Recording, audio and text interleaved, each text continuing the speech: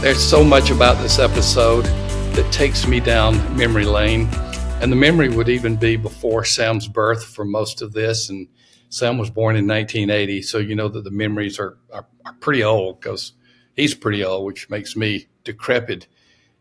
These memories, though, are really, really good, except for one of them. One of them is one of the few songs sung by Ringo, of the Beatles. You know, Sam, most of the songs were sung, the lead singer was either John or Paul, occasionally George, even a rare situation was Ringo. But Ringo sang a song called I Get By With a Little Help from My Friends. Not all the words are great. Yeah, I mean, I don't need to start singing I Get High With a Little Help from My Friends because that's not exactly the message we want to communicate. But it's a song about friends.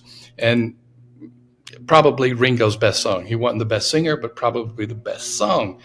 And then the other memory is not so good. We'll be covering that memory in point number 1 of this podcast. Why don't church members invite their friends anymore? Remember the famous words of Ringo, I get by with a little help from my friends. Okay, why aren't you inviting your friends to church? We'll be talking more about that. Hey, before we maybe if you tell your friends that they're going to get high at church, they'll actually come. Well, there is a spiritual high to it, but I don't know if they'd interpret it that way. You're the one who introduced the Beatles song. I'm just decided to go there. I didn't quite know how far you were going to take that analogy. I did not either. I just started talking. I never know what comes out of the mouth, but I just started talking. Hey, we want to talk about the 1-year Bible. By the way, I just got my Tyndale NLT 1-year Bible. What I like to do is I like to get a paperback and mark all in it and then put it aside, put the year on it. So I've already put 2024. I've gotten a little bit ahead. I've read a few days into 2024 and I've already got my Bible. So I love it. They have so many 1-year Bibles. And you know what a 1-year Bible is supposed to do? It's supposed to help you engage the Bible for 365 days. And they have all kinds of Bibles. They have the daily reading path. They have the chronological reading Bible. Mine's just the basic 1-year plan where the Old Testament, New Testament, Proverbs, and Psalms are divided up into 365 parts. And that's always been my favorite. I've done one chronological, but I'm getting back to the oldie goldie of just the standard plan. Now's the time to get their 1-year Bible. This is the time to recommit to reading God's Word. Go to the1yearbible.com. That's the1yearbible.com and get your 1-year Bible in the NLT. Mine and Sam's favorite translation. Sam, let's talk about why people don't invite friends to church. Tell us about it. Yeah, I think, this is one of the big issues in the church today is a lack of an invite culture. And I do want to differentiate, and we've done this before, but I do want to differentiate between evangelism and invitation, right? So evangelism is sharing your faith, and evangelism may not even be attached to inviting somebody to church, although I think they should often be hand in glove. But evangelism is very simple, sharing the good news of Jesus Christ and doing so, not just living it out, which you should, but also vocalizing what the good news is. Inviting somebody to church is just that. It's, hey, we're having this event, or hey, you should come to the Christmas Eve service, or we've got a great children's program. You've got little kids. They would love it. People certainly are not sharing their faith nearly as much as they should. And you and I have talked about how only 1% of churches have an ongoing evangelism emphasis. Yes. But what's also not happening is people aren't inviting their friends to church. And that should be easier, shouldn't it? I mean, it should be easier to invite somebody to church than it is to share your faith. And, I don't want to speak for everyone. I'll just speak for myself. It is a little easier to just say, hey, we're having an event at church, a July 4th celebration. You should come, than it is to share the good news. But really, I mean, almost a third of churchgoers never invite anyone. Let's let that sink in. Most people are not doing it on a regular basis, or hardly at all, or rarely, but a third of active, regular churchgoers are not inviting anyone ever. I mean, this is a serious problem. And to just augment that a little bit, Sam, when you say 1 out of 3 are doing it, that You said this, but I just want to emphasize it. That does not mean that two out of three are doing it frequently or regularly. Right, It could be that right. they may have done it one time in their lifetime or one time in a year or something like that. So the vast majority of church members are not inviting people to church. Love to Yeah. address this. And here's the thing about inviting people to church. You're going to get a lot of no's. You're going to get a lot of people that say, well, I'm busy, or, hey, maybe, we're out of town this weekend. There's a lot of excuses why you can't go to church. So when you're talking about inviting people to church, this needs to be something that's weekly in your rhythm, Mm-hmm. because it takes multiple times of inviting someone before they say, hey, you know what? You've been inviting me, pretty regularly. Sure, I'll come. I think a lot of people get discouraged because they invited one person, that one person didn't show up, and it's like, well, no, you have to continually do this. So the fact that a third are never doing it, and then yes, 2 out of 3, it's pretty rare that you find a church member who is often, weekly, daily inviting somebody to church. That's pretty rare. And really, the question is, what happened? What happened to the culture of invitation? Was it ever there? Did it go away? And that's what we're going to be talking about. And I think perhaps the biggest reason is something that we've mentioned many times, is the cancellation of outreach programs 30 years ago. Now, a lot of them were centered around evangelism, but at least people were in the habit of being outwardly focused, which meant if you were regularly doing evangelism, you were probably regularly inviting people to church too. Those things go together. Well, that is the bad memory as I went down memory lane. The good memory was Ringo singing probably his best song with a little help from my friends. The bad memory is I was one of those pastors back in, 30 years ago, 30 years ago, that counseled an outreach program. And why did I counsel the outreach program? Simple. It seemed ineffective.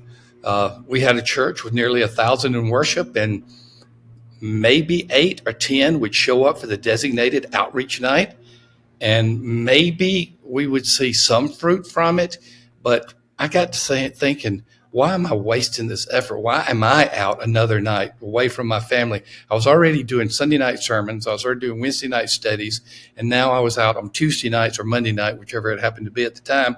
And I said, this just isn't working. So I canceled it. And I canceled it without much fanfare nor resistance. It was like, okay, we're not doing that. We're not doing outreach programs anymore. And some people were relieved of their guilt anyway.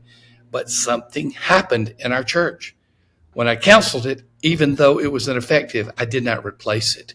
And when I did not replace it, I could tell within short time, a matter of weeks, that the culture of our church was shifting more inwardly than outwardly, even though most of the people in church were not coming to the designated outreach program. The few that did helped the culture remain outwardly focused. And so that cancellation of a program has now seeped into a culture 3 decades later, a church culture, where most of us rarely think about inviting people. Did I summarize that well? And as I wallowed in my guilt down memory lane? Sure. Yes. I think it was. I think it was a good summary, and you'll just have to take that to the Lord. I can't do anything about how you feel and your guilt.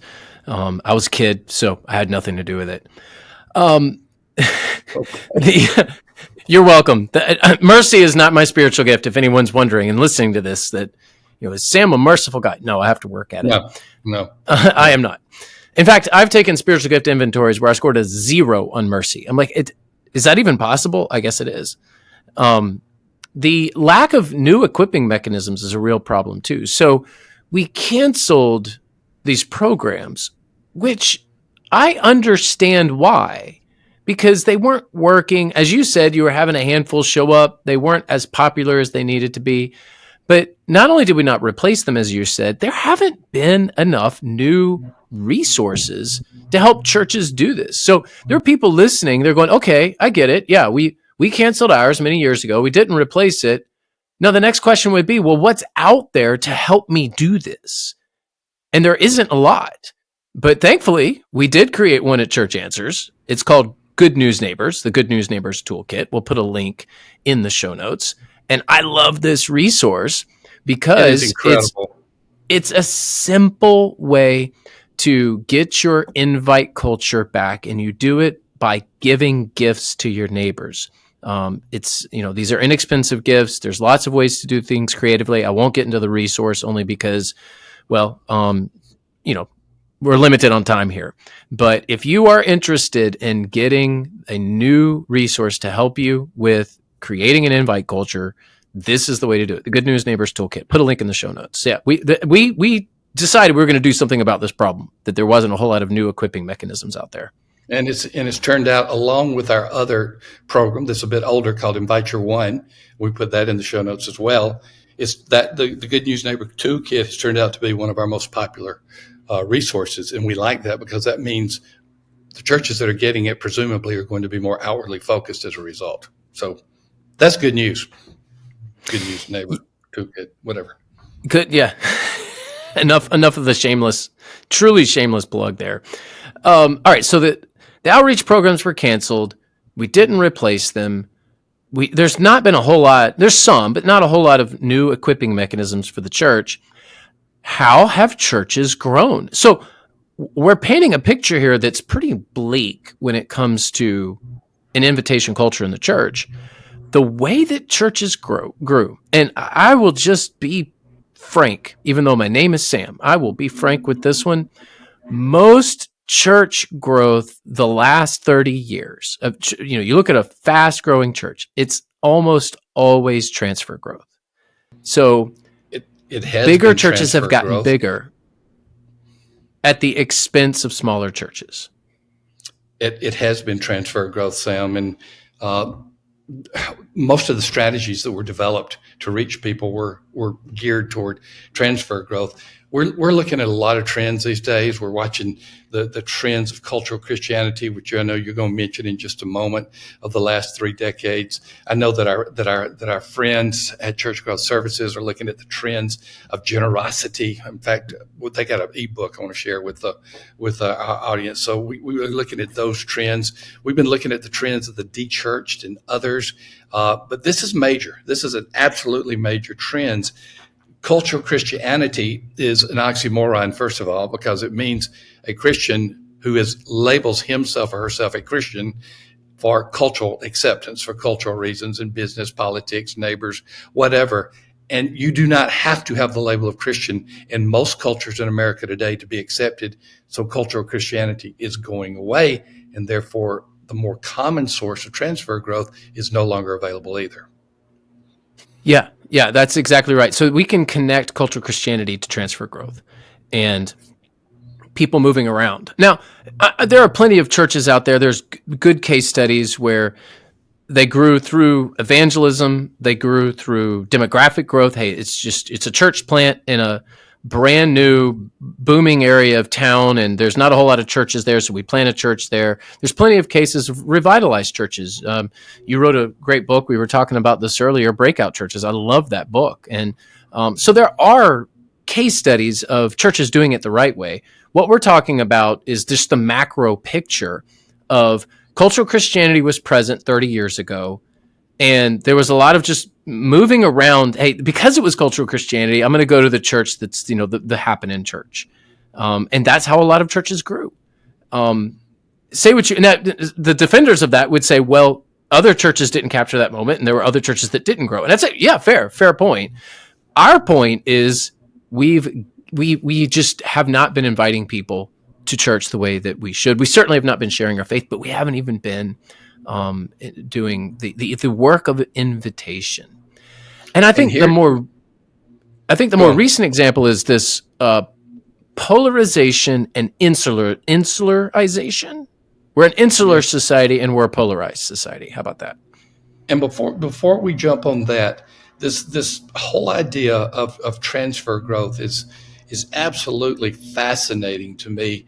And if there is a theme that has taken place post-COVID, it's I'm not seeing the people I used to, and the guests that come are a different kind of guest. Those are the two categories. And the people who are not coming, many of those are cultural Christians. They found out after being gone for a year or so or less, whatever the case may be, hey, I don't really need the church. People still accept me without going to a church. or they're saying we have guests, but it's not like it used to be. The guests who are coming are serious. Many of them are serious Christians who've moved from another town, or they're non-Christians who are asking good questions. And so that transfer growth is really dwindling in many churches, and that's not all bad. No, it's not, and it's one of the drivers of why the megachurch movement is beginning to wane. Because not all, goodness, I don't want to lump every megachurch into the same category because there's a lot of different kinds of megachurches, but many of them grew large because of these dynamics. Well, those dynamics don't exist anymore, and so we're seeing the waning of that movement, which means something has to replace it, which I believe is the neighborhood church. So that's my new book, Surprising Return of the Neighborhood Church. We'll put a link in the show notes for that as well. Feel like I'm shamelessly promoting a couple of my things here, but that's okay. It is I okay am on the show with you. Well, just I know you're not going to say this, but we know that an entire denomination, I won't mention them at this point simply because you're just making connection with them, but an entire denomination has asked you to come on board and speak and work with them because of the neighborhood church phenomenon, and they see you at the forefront of that. So I know you're trying to be modest in all this, and Sam really is modest. And so when he promotes something like this, he is promoting it for the good of the audience, not because he wants to tell people what he's done. And I will just simply say his book is one of the best. His resource is one of the best. And it's transformative. Both of them are transformative for many churches today. Yeah, I look forward to seeing more neighborhood churches get healthy again. It won't happen automatically, and they're going to need some work. But I think there's a lot of good pastors out there who desire to do revitalization. I think a lot of our listeners desire that, and they are willing to put in the work. Now, I mentioned this earlier, but let's kind of go there. I do believe we are more polarized as a society. I think we're more insular as a society. And I think that the combination of those two things has been more detrimental than not. I do realize that there are some people on the extremes who would say, I'm on the extreme for a reason. And the happy middle is not always the best place to be. There are times when, there's no needle to thread. There's no balancing act. It's either right or wrong, and you got to get on the right side. I get that. But I think we can all understand what I mean when I say that there's just we're more polarized. And then through things like social media and the internet and technology, we've become more insular. We've become more to ourselves. I mean, we're focused on our devices instead of the people around us. And I say that as somebody who I've got a smartphone and I'll be on it myself. But what it's done is it's pushed us further apart, generally speaking, culturally speaking. We're further apart than we used to be. Eye contact is something that I notice is missing these days in airports. You walk around an airport, you and I have been traveling a lot. You walk around an airport and people are now looking down at their device instead of looking ahead at others. They hardly acknowledge anybody around them, even something as packed as an airport. So we are insular.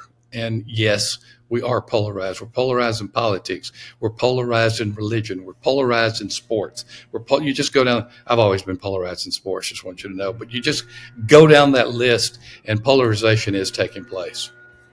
Yeah, there's a YouTube phenomenon. I'm a big YouTube fan. So if I'm consuming social media of sorts, although YouTube isn't exactly social media, but if I've got screen time, let me put it that way.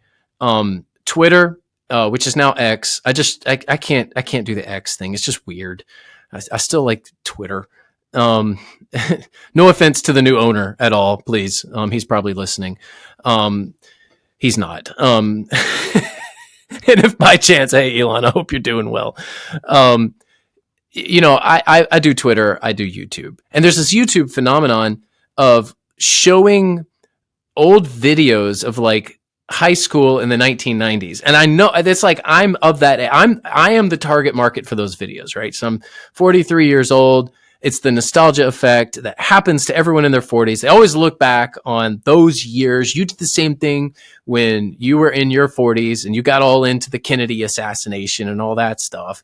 I'm sure my kids will do the same thing. They'll be looking back on this era when they're 40. Everyone does that, but it's kind of this new thing to just see old videos and go, wow, it's a really different time. Because the 90s was the first time that we were even able to capture those more candid moments. Before that, the taping technology was tape. The taping technology was too expensive. But that all changed in the 90s. And so you go back and you watch some of these old videos, and everyone's point is always the same. Like, it was so different. Nobody's on their phone. Everyone's looking at each other.